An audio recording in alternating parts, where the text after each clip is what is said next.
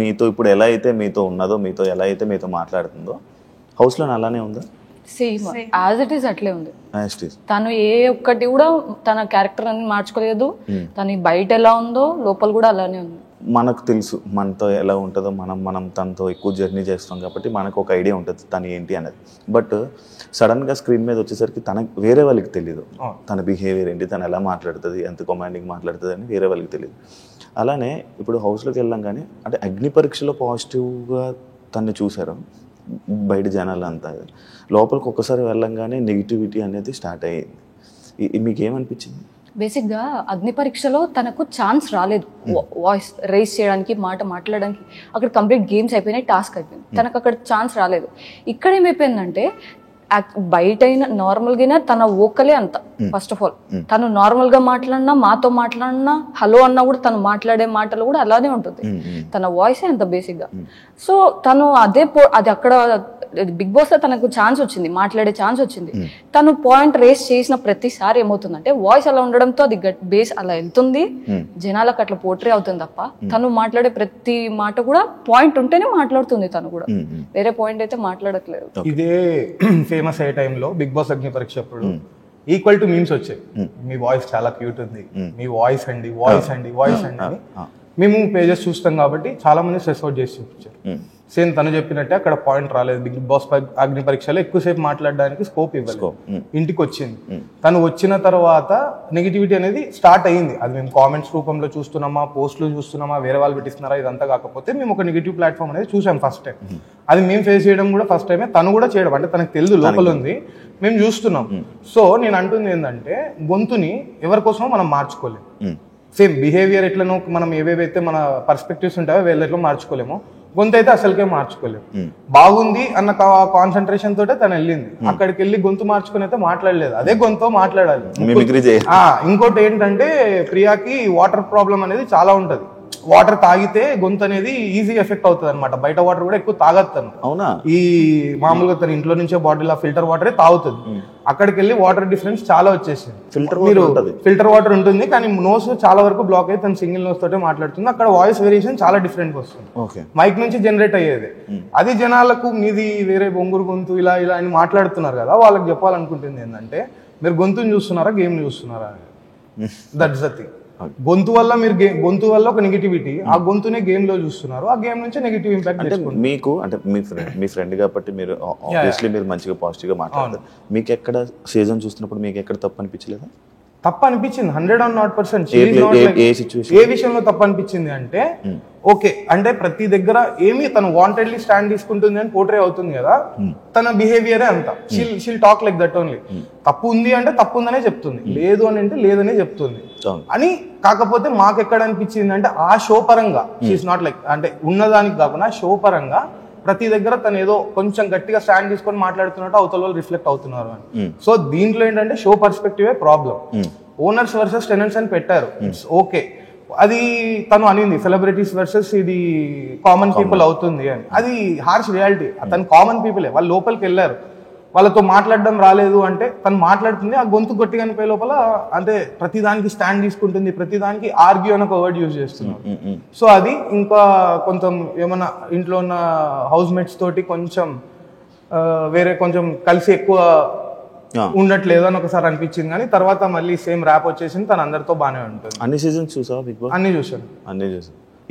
ఏం డిఫరెన్స్ ఉంది నీకు దానికి? అసలు ఈ షో కాన్సెప్టే కంప్లీట్ డిఫరెంట్. లాస్ట్ టైం ఒక కామనర్ వచ్చాడు, ఎంతో మంది ఉన్నారు, అది పక్కన పెడితే అందరం వెళ్ళారు. దీంట్లో ఏమైపోయింది అంటే షో అనేది కంటెంట్ చేంజ్ అయింది. మీరు కూడా వెళ్ళారు. దీంట్లో ఫస్ట్ టైం ఒక కాన్సెప్ట్ తీసుకున్నారు, ఓనర్స్ ఇట్లా టెనెంట్స్ అనేది. ఇది డిఫరెంట్ కాన్సెప్ట్. వెళ్ళినప్పుడు కూడా వాళ్ళు ఒకవేళ వెళ్తున్నప్పుడు కూడా మా వాళ్ళు ఏమనుకుంటారు అంటే ప్రీవియస్ షోస్ చూసి ఏమైనా నేర్చుకోవాలన్నా కూడా దీంట్లో కొత్తగా ఉంది. సో వీళ్ళకి కొత్తనే, సెలబ్రిటీస్ కూడా కొత్తనే. సెలబ్రిటీస్ అన్నా కూడా they will be seeing camera, వాళ్ళు చాలా రోజుల నుంచి ఆ సెలబ్రిటీ ఫీల్డ్ ఆ లైమ్ లైట్ లో ఉంటారు. మా వాళ్ళు కంప్లీట్ కామనర్స్. మా ప్రియా అని అసలు తనకు సోషలైజ్ అవుతుంది అంటే అది ఓన్లీ ఒక మా రెగ్యులర్ బ్యాచ్ తోటి ఫస్ట్ టైం అలా కెమెరా ఫేస్కి వెళ్ళింది. సో అక్కడ మాట్లాడే ప్రతి పాయింట్ ని మీరు ఆర్గ్యుమెంట్ అంటున్నారంటే ఒక్కసారి ఆ పాయింట్ కూడా వినండి అనేది నా పర్సనల్ సజెషన్. బయట ఫ్రెండ్స్ ఎవరు లేరా తనకి?